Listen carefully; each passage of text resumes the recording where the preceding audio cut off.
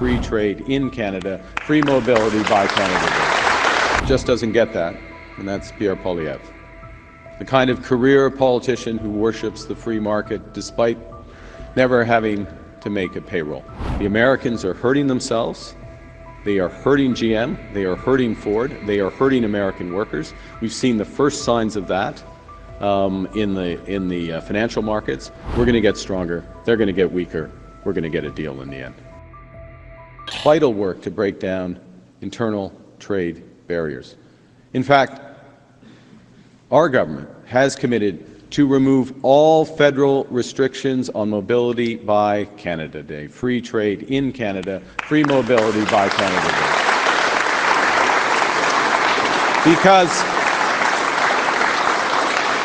Because, well, Local 793 is the best local. There is, and that includes work in Baffinland.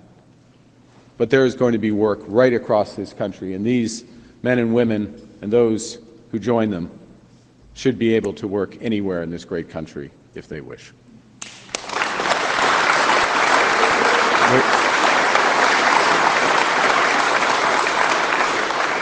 We are also expanding the labour mobility tax deduction to ensure that those workers who travel more than 120 kilometres from their home to a job site can deduct more of their expenses. Now, at the same time, we're committing to significantly increasing the per-year tax deduction for travel expenses across. We are blessed in Canada with the best workers in the world. We just need a lot more of them in the trades. Our ambitious plans for Canada require us to be ambitious in supporting the women and men who will build Canada.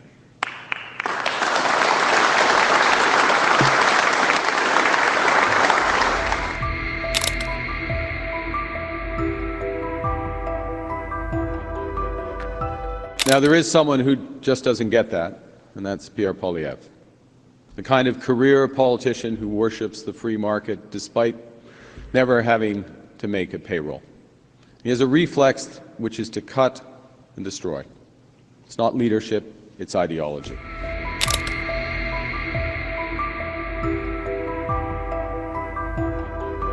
Reuters is reporting that GM has decided to hire hundreds of workers at its Indiana plant to ramp up production, and there are concerns here that this is in preparation for moving GM's operation in Oshawa, where it makes the Silverado truck, to the US, something that could happen in weeks. What are you doing now to stop GM from moving to the US, to deter any plans that may be in the works? So the first thing we're doing, Judy, is we're doing several things. And our core of our strategy is to fight, protect, and to build. In terms of fighting, we have put in place, I announced 2 days ago, counter tariffs on the U.S. autos into Canada. So, for example, if a Silverado truck is made in the United States, it is going to face a 25% tariff on that truck coming into Canada, and it's going to be based on the content, the non-Canadian content, non-Mexican content of that truck. On average, U.S. vehicles as a whole have lower, it will be in a higher effective tariff in effect. I'll cut to the chase on that. So that's the first thing, we put that in place. We've done that in a way that's smart, though, because we've carved out auto parts, so our auto industry remains competitive in that. So there's a clear strategy directly to the U.S. Secondly, we're making available, is a better way to put it, enormous financing for Canadian enterprises, including would be GM or others in Canada, both through the ability to defer their taxes, to take direct financing in enormous amounts, tens of billions of dollars that is being provided on a low-interest basis, if needed, as well as support directly to workers. Third thing we're doing in terms of our strategy is around building, which is we've put in place a new strategic response fund, which more directly will supply support for building made in Canada. But if I can just bring that together, so your question was what are we doing, but to be absolutely clear about the situation is the U.S. has put in place punitive tariffs on an industry which is fully integrated. There will be disruption in that industry. It will rebound negatively on the United States. Let's be absolutely clear.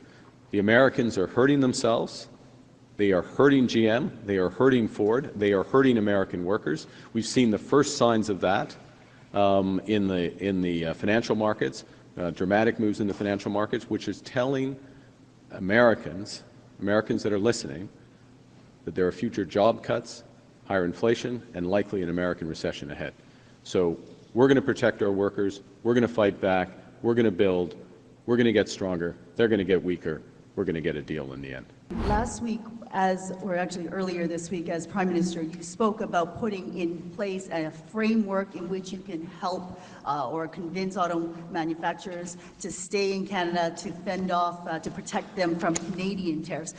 I am wondering about this framework. When is it going to be in place? This is a fast-moving process. Yep. As I mentioned, this plant could be closed in weeks before the election. What can you do now in terms of adding pressure? Are you going to put in any punitive penalties?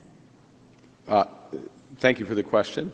So, as you know, Judy, during an election period, what a government can do is more limited, a so-called caretaker period, which does exist now. What we did as a government in anticipation of this, to the maximum extent that we could in advance of the election, is have authorization to put in place tariffs, counter-tariffs and other counter-tariff measures. We are putting it in place. So the cost to American-based manufacturers has changed dramatically with the tariffs that we have put in place.